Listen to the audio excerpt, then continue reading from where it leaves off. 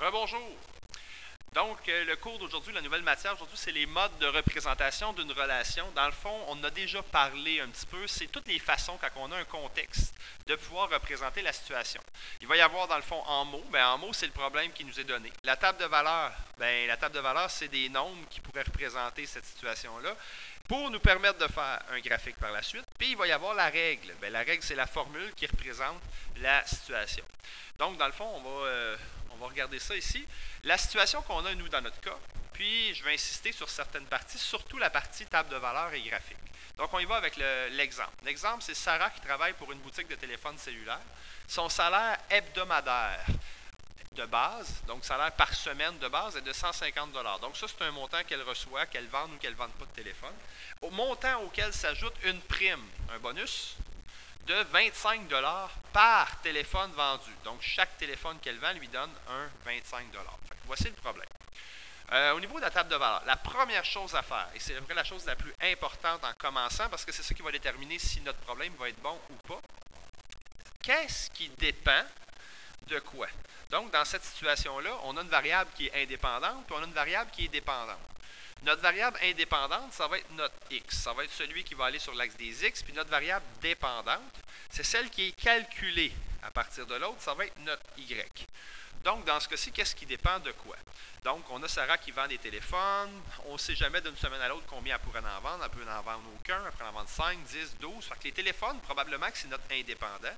Et est-ce que c'est vrai qu'ici, le salaire qu'elle fait serait calculé en fonction de ça? Je pense que oui. Donc, dans ce cas-ci, son salaire en dollars dépend, donc c'est pour ça que je l'ai mis en Y, son salaire, il dépend du nombre de téléphones vendus. Donc ça, c'était la première chose à mettre, dépendant et indépendant. Et si jamais on manquait ça, on aurait déjà un grave problème. OK, maintenant qu'on a ça, on a un graphique qu'on doit aller faire, mais pour faire notre graphique, ça nous prend des points, c'est-à-dire des X, des Y, des couples qui représentent cette situation-là. Évidemment, le point le plus facile à mettre, ce serait le point 0. Si elle ne vend pas de téléphone, est-ce qu'elle a le droit à un montant de départ ou un montant initial, un salaire de base? Oui, dans ce cas-ci, elle a le droit à 150 $. OK. Maintenant, on va supposer qu'une autre semaine, donc c'est encore Sarah avec la même paye, la même façon d'être payée. Par contre, admettons que Sarah vend, et là, on peut mettre différents chiffres. L'idéal, ce serait de voir, on va tricher un petit peu. On a un graphique à aller faire juste en dessous. Si on regarde le graphique qu'on a allé faire, on sait déjà que notre graphique sur l'extrémité, ici c'est l'origine, c'est notre point 0,0. 0,0 ne fait pas partie de notre graphique, là, on n'a pas de point à les mettre là. Par contre, si je compte, j'ai ici 1, 2, 3, 4, 5, 6, 7, 8, 9, 10, 11, 12, 13, 14. J'ai 15 lignes. Donc, il faut que j'ai ça un petit peu en tête pour ma variable x, que j'ai droit à 15 lignes. Donc, dans le fond, des téléphones vendus, on pourrait aller à la limite jusqu'à 15 où je préfère des bons de 2. Donc, moi ici, admettons que, on va dire, si elle vend, qu'est-ce qui se passe si elle vend 3 téléphones, si elle en vend 5, si elle en vend 10, si elle en vend 12, puis si elle en vend 15. Donc, dans le fond, ce que je fais, vous avez remarqué, c'est la variable indépendante. Je peux lui fixer le nombre de téléphones que je veux. J'ai mis n'importe quel chiffre, mais je me suis organisé parce que je sais qu'en bas, tantôt, 1, 2, 3, 4, 1, 2, 3, 4, 5, 6, 7, 8, 9, 10, 11, 12, 13, 14, puis j'ai 15 qui va être au bout. Ça va être ma variable X. Ça va être mes téléphones vendus. Donc, j'ai un peu, pas trafiqué, mais je me suis organisé pour que mon graphique soit facile à faire avec ce que j'avais. Parce que dans le fond, mon indépendante, c'est moi qui décide combien je veux en mettre. Et là, il me reste à aller calculer.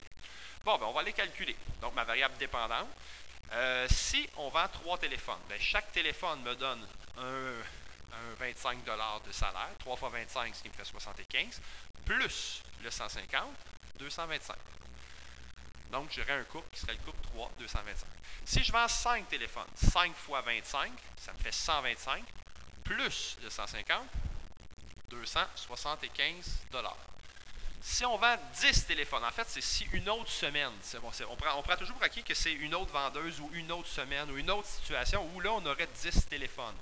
10 téléphones à 25, ça fait 250, plus le bonus de 150, j'arriverai à 400.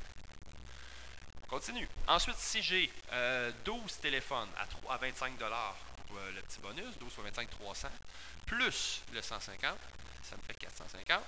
Et finalement, le dernier, si elle vend, Sarah vend 15 téléphones, donc une bonne semaine, 15 téléphones, fois 25, ça me fait 375, plus 150, j'arrive à 525. OK, maintenant qu'on a ça, on est rendu à aller faire le graphique.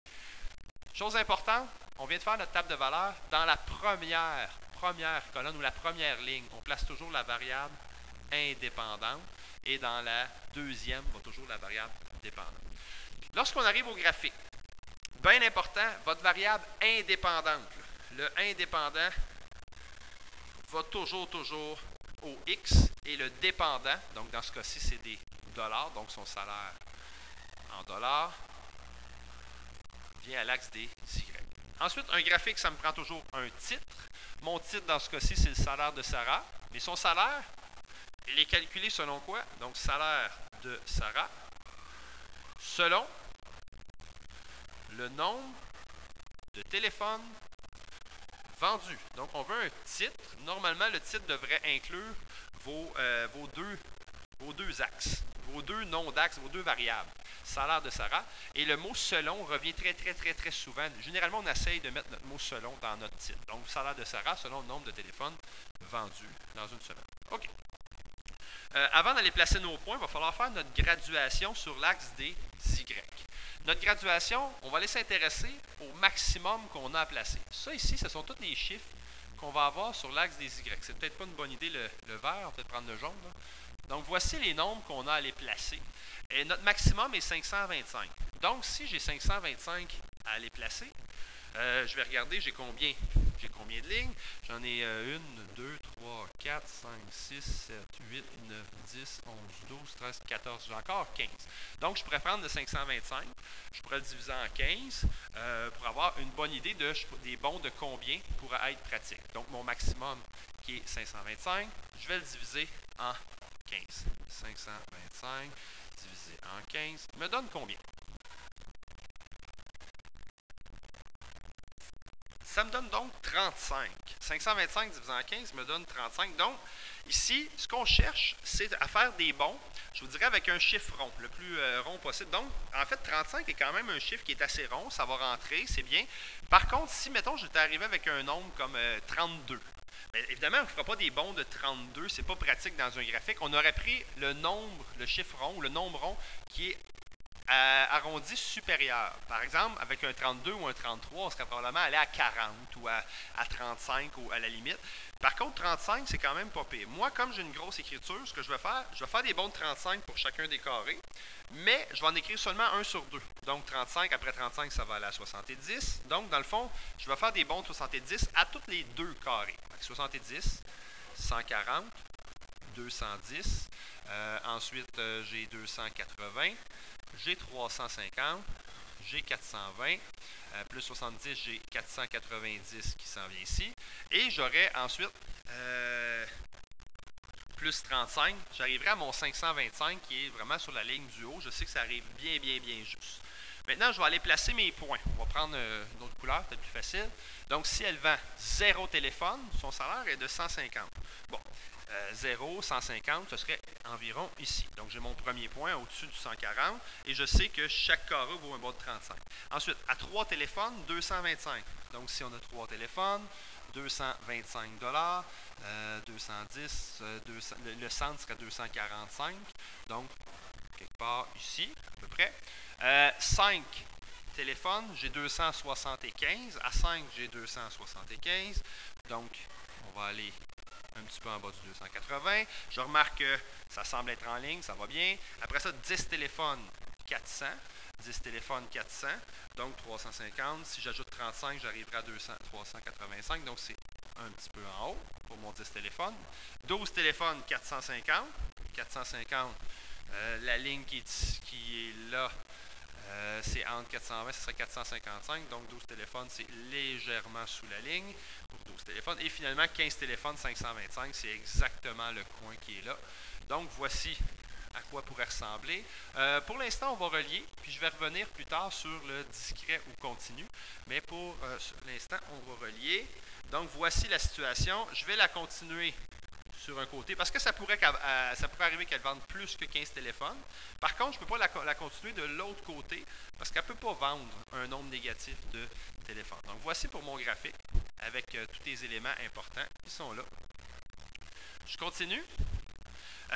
Chose importante, on place toujours la variable indépendante.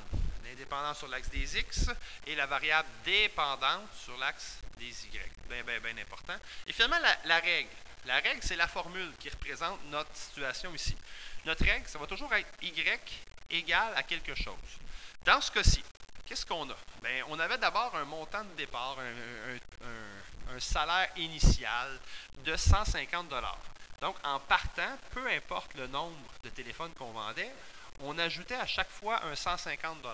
Et à chaque téléphone vendu, donc à chaque fois que le X augmentait de 1, chaque fois qu'on avait un téléphone de plus, on augmentait de 25 $.